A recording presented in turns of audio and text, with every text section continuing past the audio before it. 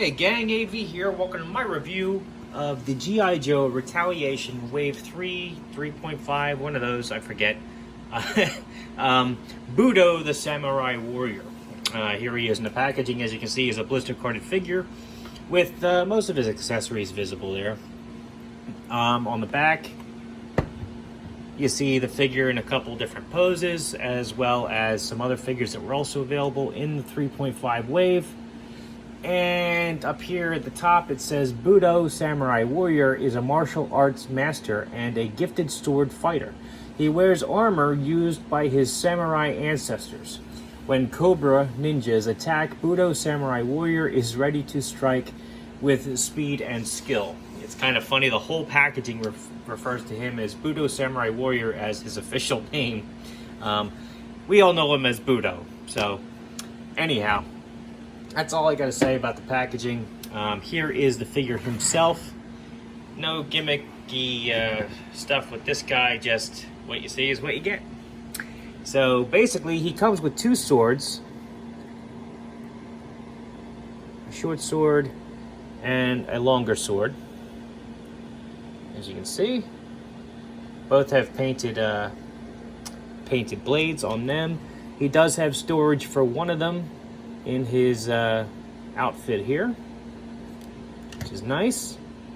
He has his helmet, which just fits over his head.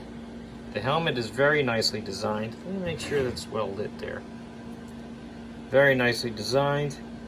Actually has a slot in his mouth and I believe his eyes so that you can see his face through the mask. Very, very nicely molded detail on this. Very intricately detailed. Comes with a figure stand, which is basically the generic figure stand that we've gotten on all the 3.5 figures. 2009 Hasbro, just in the shape of a dog tag, a single foot peg. It's better than nothing. He also has this vest, which can be removed, but it's a little tricky just because of the shape of his armor and whatnot. I'm not going to mess with it, but the packaging does show that you can take this cape slash vest off.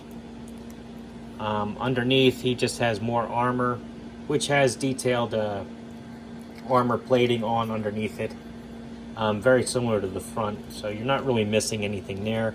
As far as the armor itself, I believe that's removable too, but I'm not going to mess with it because I'm not sure if I can get it back on there and have it look as nice as it does. So anyhow, the armor is going to greatly reduce his articulation, obviously. We're going to do the best we can with it, however. Right after we're done looking at the detail of the stuff here. Armor plating there on his arms is really nice. Same with his legs there. Very, very cool looking figure. Alright, so articulation wise, his head is on a ball joint, but can't really turn more than a 360. Doesn't look up and down or anything at all.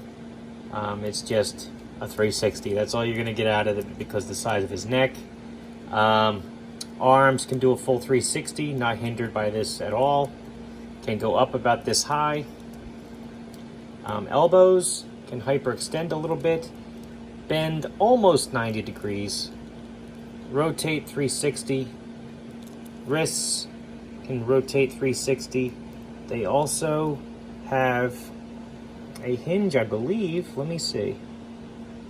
Yeah, it's just very stiff on mine. I don't think I've worked it out. There we go. So they do have the hinge. Just like the Snake Eyes I just reviewed, this guy also hinges up and down on the left-hand side, which is not something you typically see. It must be something they do for the sword fighters, maybe. This side hinges up and down as well.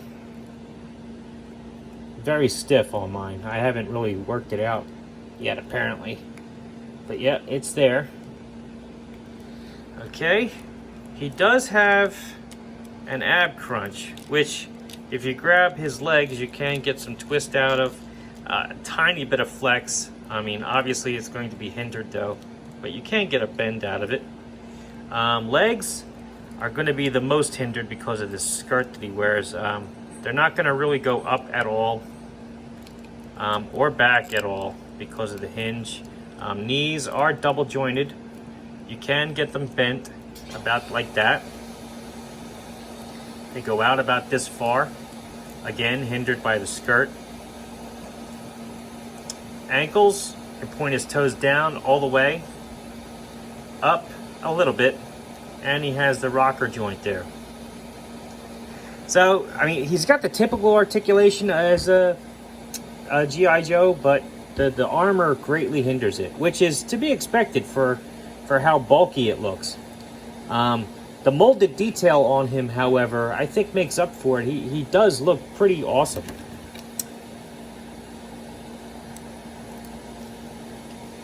Again, this was a Wave 3.5 offering from the G.I. Joe Retaliation line. He was a little tough to find in stores. I did get mine at Five Below when he came out. He might be a little tough to track down now. I'm not really sure. I haven't really looked into it. But he's not going to be... His lack of articulation is going to shy some people away, I think. For size comparison, and I have him on the figure stand. Maybe I shouldn't for this. He stands all right without it. So here is vintage G.I. Joe Snake Eyes, which is considerably shorter than he is. Get him standing up there. Vintage collection Star Wars figure, Luke Skywalker. A Boss Fight Studio blank, who sizes up very well. Marvel Universe Captain America, again scales very well. And last but not least, we have Master Chief from the World of Halo line, 1/18 scale. So all in all, he's a cool figure.